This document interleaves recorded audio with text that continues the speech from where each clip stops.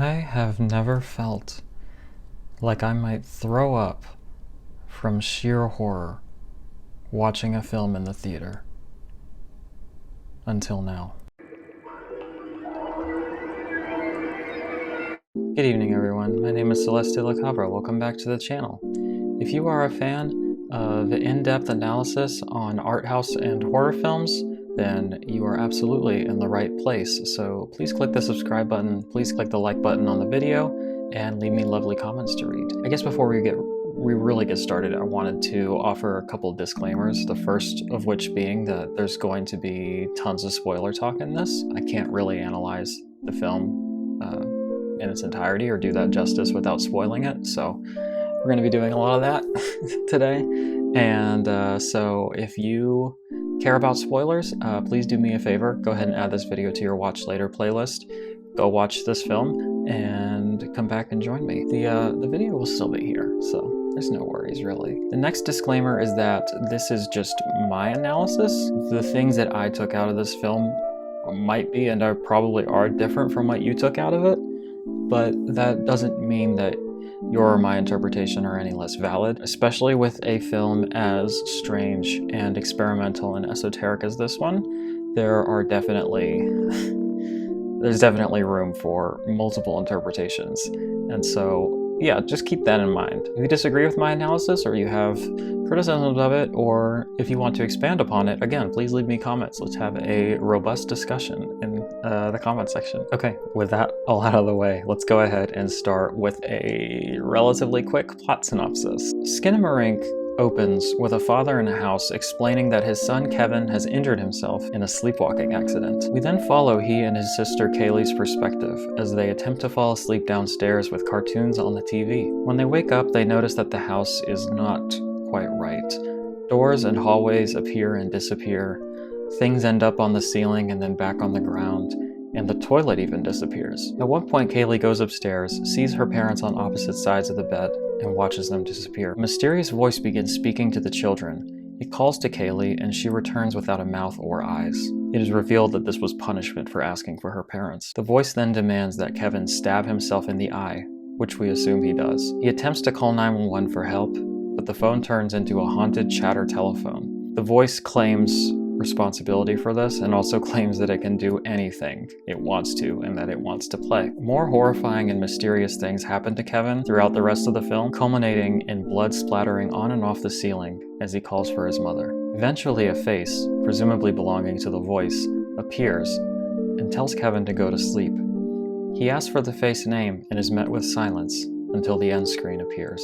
So the first thing I want to do is ask the question, what themes is this film exploring?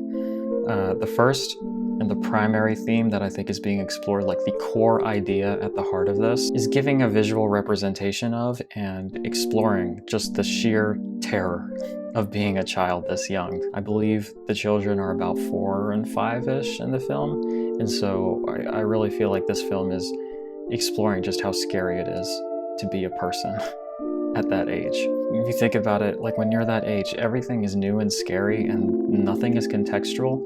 Like you have hardly any life experiences to compare things to, so you have no grounding for things to put them in perspective in terms of your own fears. When you're that little, the whole world is just so large and vast and new and dark. So let's expand upon that idea.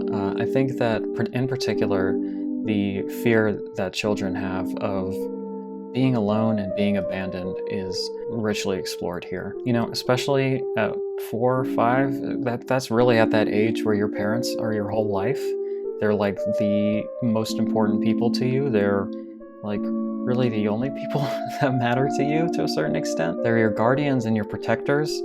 And the idea that they could disappear at any moment and that they might not come back is one that is just viscerally horrifying. With the absence of the parents, there is no one there to ground the children, to comfort them, or to let them know that everything is going to be okay. In addition to this, children have very active imaginations, you know, up until a certain point before reality and adulthood and all that other fun stuff inevitably start to crush and shame it.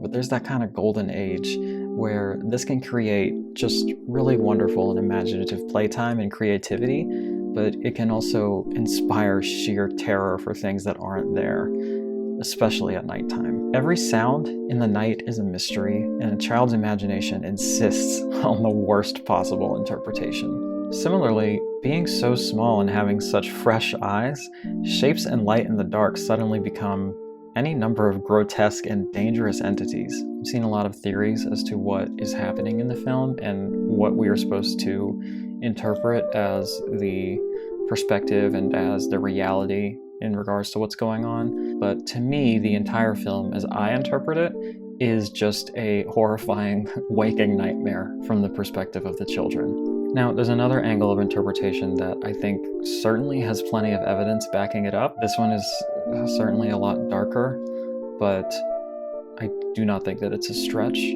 to say that this is present in the film. Now, the film seems to be highly autobiographical and personal from what I've read about the director and his process, so maybe it's not this, but I feel that there are definitely elements that we could use to explore a possible angle of child abuse present in the film. From what I understand, the director seems to have a decent relationship with his parents, but maybe I'm incorrect about that, and it is much darker than I was led to believe. There's the scene in the film where Kaylee goes up and sees her mother sitting on the bed, and it's a really fascinating scene. The mother is trying to assure the daughter, and she says something to the extent of, and it has subtitles on the screen, and it says, "Your father is..." It stops. The subtitle stops in the middle of the screen, and she stops speaking. So she's trying to assure her daughter that her father is something. Well-meaning? Loves you? It's unclear. She can't quite finish her sentence, and that leads me to believe that she's grasping at straws. She's really just trying to make herself believe that this person is safe around his children, and she can't quite come up with a justification. There's another especially tough to watch scene where Kevin calls the police and he has to whisper so that no one catches him asking for help. The officer on the line has to ask him, "Why are you whispering? Is there somebody in the house with you?" And it's just such a chilling scene. It's possibly the most heartbreaking scene in the whole film. In this moment, he is hurt and he is bleeding, and he is unable to go to the ones that are meant to protect him.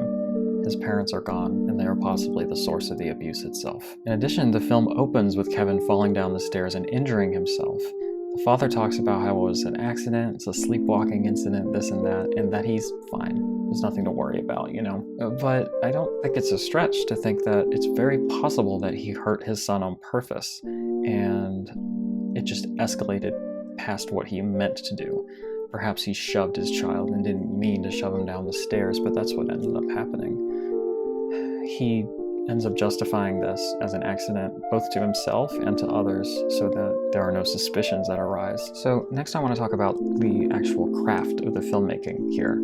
How does the way that the film is made and the choices that the director makes, how do these things help the film achieve these themes that I'm discussing? Primarily, I think that the ultra-grainy cinematography is the film's greatest and most important weapon and tool in the director's arsenal. The grain on the screen just absolutely swarms the image, and it completely obscures the images in the near constantly dark house. The film succeeds in tricking you and activating your imagination by showing you just a little bit and then showing you nothing. Your brain starts to be convinced that there are shapes and formations in the thick fog of the grain on screen. Your imagination starts to do half the work, scaring you. You are put in the exact position that the children are in, terrified, confused, and completely in the dark.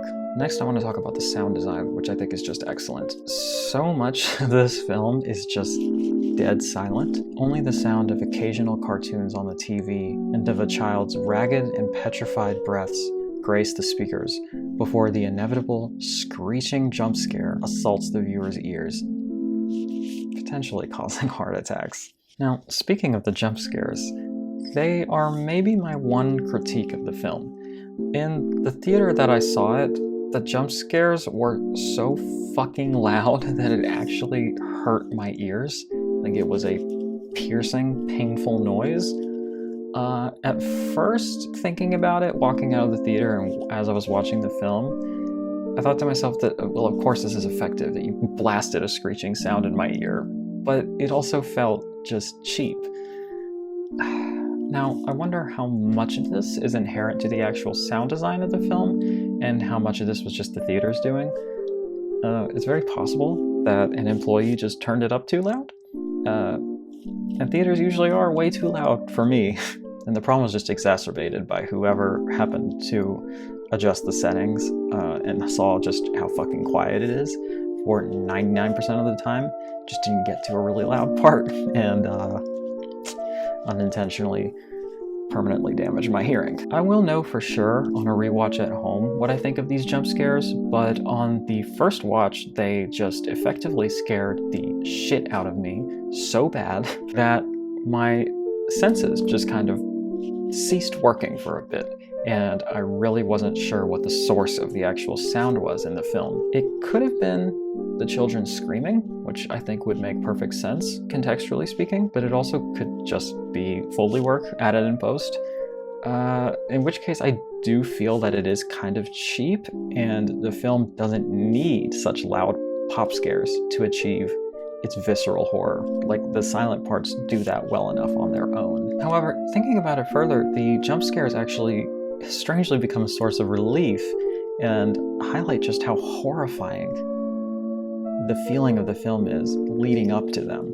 The film itself is so goddamn scary that the immediate moments after the jump scares were really the only times in the entire runtime that I felt I could just take a second to breathe and maybe even let my guard down a little bit. Unfortunately, this didn't last very long because my entire body was in unnatural contortions and incredibly tense for almost the entirety of the runtime. Next, I want to talk about the visual effects, which are certainly sparse, but they are just so effectively used when they are there. The film utilizes very simple effects, such as disappearing doors, warped angles, and objects affixed to the ceiling that create a setting in a house that is entirely disorienting and untrustworthy. We have nothing to ground ourselves, and we watch it completely in the dark. The rules of this house are unknown to us and completely foreign. The actual visual scares are really quite sparse, and the most effective of which to me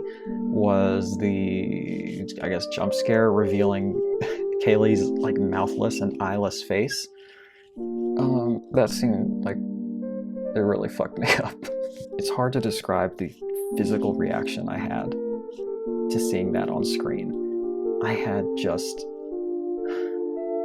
my body just contorted and tensed and shrunk in my seat, and I must have gasped or just lost my breath for a moment. It was so fucking scary. In horror in general, sometimes less really is more, and I think that this film demonstrates that beautifully, and I honestly think they could have gone even further with this. It was at about this time when I saw that horrifying image that I had a sinking realization.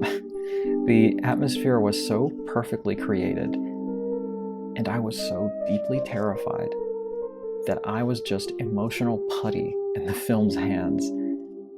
At this point, I kind of had to realize just how much power the film had over me and just how badly it could scare me if it really wanted to. It was about this time that I thought to myself, I might actually throw up. I'm so fucking scared and uncomfortable, and this is so genuinely upsetting that might happen. The final end screen almost feels merciful, but even then I didn't feel I could let my guard down until the lights of the theater came up and it was clear there were no credits. Next, there are a few visual motifs and symbols that to me are very significant. The walls frequently show a downward-facing arrow pattern.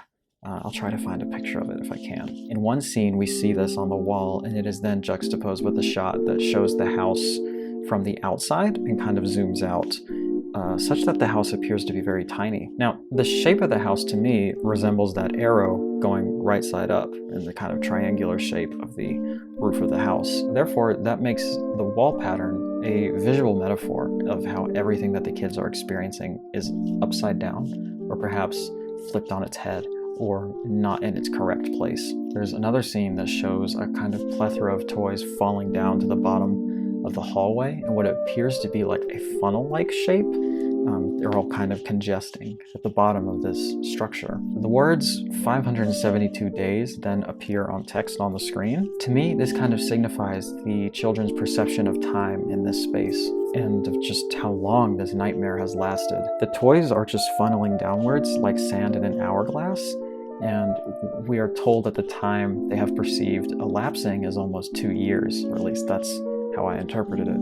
This, to me, kind of signifies the slowing of time in a nightmarish or a night terror-like state. We don't know for sure. It could be only one night that we have seen, or perhaps the children really are stuck for that long. However, to me, I believe that this is more so a reflection of their terrified perception rather than quote-unquote objective reality. So next let's ask the question, just what or who is the voice and the face that terrorizes these children? Now, it's very possible that this is just a visual metaphor representing the children's abuser, a kind of specter that they assign someone like their father to. However, I believe more than likely this is just simply a manifestation of their worst fears and imaginations. So we're talking about the boogeyman, the creature under the bed, the ghost hidden inside of the closet, and the fear of the dark itself, all made manifest and extremely dangerous, especially compared to like the actual physical abuse that we could interpret this as representing. This might seem a bit like pedestrian or even surface level, but to me, this film is one of the few I can think of that actually takes that fear with the seriousness that the child takes it, and represents just how awful that experience is to feel that fear. To the child that is haunted by their own imagination, the fear is inescapable and simply palpable, and is certainly not a joke or unserious to them. Okay, so now that I'm done, for the most part, like doing the hard analysis or whatever, and attempting to be objective about this, I have to ask the question why the film affected me and impacted me so deeply and so personally. So let's explore, what did the film mean to me on a personal, emotional level? So to answer this, I do have to get pretty personal and tell you about my upbringing and who I was as a child that young. I have learned that this is not a universal experience, but when I was 4 or 5 years old, I was the kid that was just absolutely terrified of everything. Every single new experience, every single unexpected or sufficiently loud sound, every separation from my parents, these all filled me with a visceral and a painful and a sad dread. I have distinct memories of being too scared to leave my parents or too scared to do the things that my friends were doing. I have distinct memories of being at the after-school daycare and being absolutely petrified of playing in the gymnasium and just sobbing every time that the doorbell rang and the noise scared me. Now, thankfully, I gradually grew out of this level of fear, and I certainly don't have that crippling attachment to my parents anymore. But in many ways, these things have stayed with me, and these fears have kind of manifested into a generalized anxiety disorder that I have an actual diagnosis for. So I guess the fears grew up with me in a way. As a child, I also just had a very hyperactive imagination. I watched tons of movies and I read as many books as I could possibly get my hands on. I played hyper-imaginative games with my brother, with my cousins, and with my friends, using nothing but some of our stuffed animals. This would often combine with my propensity for fear, especially at night, and I would convince myself of the most awful, scary things, and they all felt so real to me. I have one memory in particular that took place around when I was 5, and I was living in the house I grew up when. This would be very early because we moved out of this house at around when I was 8 or 9 years old. And it was around this time that I had developed a very distinct fear of wolves. and I remember sitting alone in my bed while my mother was putting my brother to bed in the other room across the hall. And while she was doing that, I somehow convinced myself that there was a large, murderous wolf currently tearing through the woods behind our house, and that it was coming for me specifically, and it was going to break into my room and kill me at any second. Bit of a grim thought for a 5-year-old or 6-year-old or whatever to be having, but that's just kind of the kid I was, I guess. It felt so absolutely real, and I was so convinced that this would happen that I remember counting it down and the tension and the fear just building as I got closer to the moment that I knew for certain that I was going to die. And every time that it didn't happen, rather than realize that there wasn't a wolf coming to get me, I simply just assumed that I had miscalculated the timing, and so I reset the timer in my head. I kept just screaming for my mom to come and save me, but she was understandably exasperated with me and took her time to get to me. I finally felt safe when she came and comforted me and put me to bed. When I try to think back on this time in my life, this early in my childhood, it feels a whole lot like the film looks. It feels dark, and it feels grainy, it feels warped and small and confusing and scary. I've really never seen that articulated or visualized on screen quite like this, and it really emotionally affected me. I feel like this unlocked memories and feelings that I had about my very early childhood that I haven't revisited in years. It's an interesting feeling. From the scene where Kaylee looks under the bed onwards, I was absolutely petrified. The director also shot the film in his very own childhood home, and even used the childhood toys that his mother had saved through the years. It also probably doesn't help that this film is set in 1995.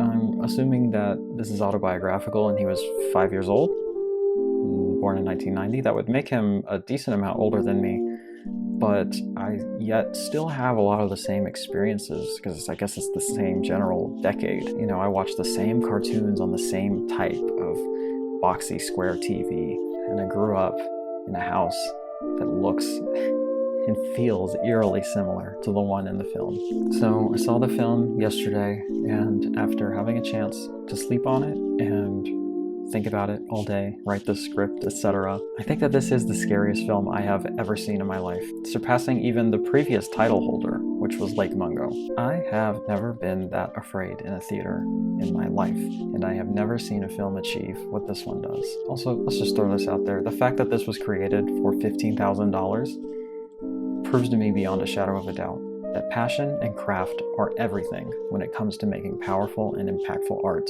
So for a final score, I mean, to me this is a perfect 10 out of 10. Go see it.